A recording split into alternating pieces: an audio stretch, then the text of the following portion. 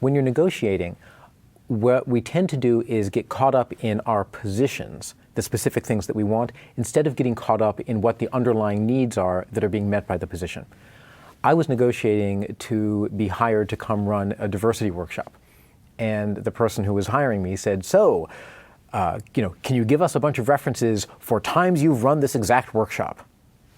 Well, the answer is no. I'd never run the workshop before. I was going to develop it for this client. And if I just came out and said, nope, sorry, can't give you references, disastrous. Instead, I went to find the underlying need.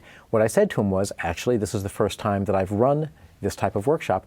Could you help me understand what it is you're trying to ensure by asking for the references? Do you want to be guaranteed that I can do a good job? Do you want to know that you won't be embarrassed?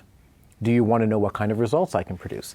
And he told me which things he needed. He said, I want to make sure we won't be embarrassed. I said, great. Can I show you a video of previous workshops I've run? So although you won't see the exact content I'll be doing, you'll get an idea of my style, my professionalism, and the things that I can do.